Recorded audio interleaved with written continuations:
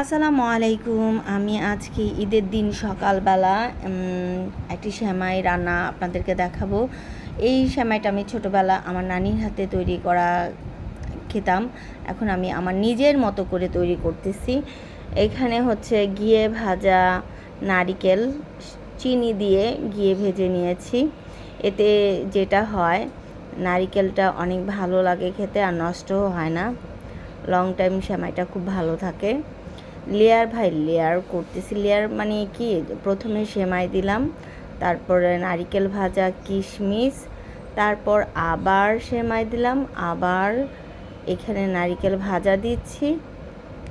নারিকেল ভাজা দেওয়ার পরে আবার কিশমিশ দিব।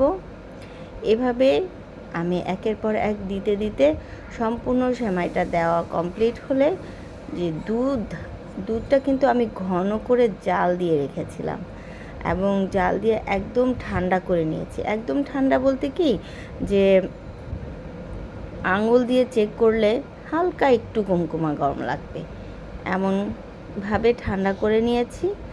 আর এই তো দেখতে পাচ্ছেন আমি লেয়ার বাই লেয়ার সেমাইগুলো দিচ্ছি, কারণ এই সেমাইটা আমার অনেক পছন্দের। সব সময় পাওয়া যায় না, হঠাৎ পেলাম আর নিয়ে আসলাম। ছোটোবেলার স্মৃতি বলে কথা, ভালো খারাপ সেটা বুঝি না, কিন্তু আমার কথা হচ্ছে ছোটোবেলার স্মৃতি, মজা লাগে খেতে, তাই নিয়ে আসলাম।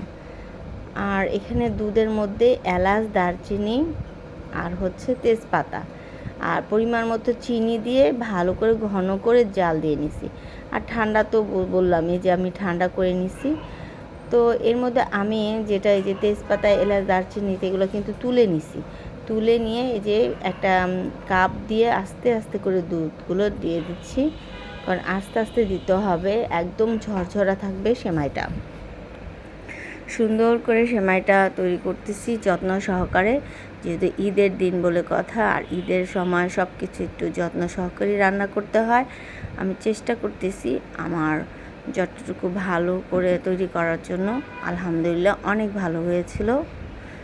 তো এইভাবেই আমি পুরো সেমাইটা রান্না করে ফেললাম, তৈরি করে ফেললাম। আপনারা যদি ভালো লাগে আমার এই রেসিপিটা শেয়ার করবেন আর কমেন্টে জানাবেন কেমন হলো আমার এই সেমাই রান্নাটা। আর এটা কিন্তু দুধ অনেকটা দিয়েছিলাম, যে কারণে দুধ সেমাইয়ের অনেক মজা লেগেছিল খেতে। আর এখানে উপরে আমি কিশমিশ, বাদাম একদম পরিবেশন করার জন্য কমপ্লিট, আর একটু সেমাই উপর দিয়ে ক্রিস্পি থাকার জন্য দিয়ে দিলাম। দেখতে মাশাআল্লাহ অনেক অনেক সুন্দর লাগতেছে। আমার সেমাইটার রান্না কমপ্লিট। ভালো থাকবেন, সবাইকে লাস্টেও ঈদ মোবারক জানিয়ে বিদায় নিচ্ছি। ঈদের দিন সকালে রান্না করছি, তারপরও অনেক লেটে রেসিপিটা শেয়ার করলাম। আল্লাহ হাফেজ, ভালো থাকবেন।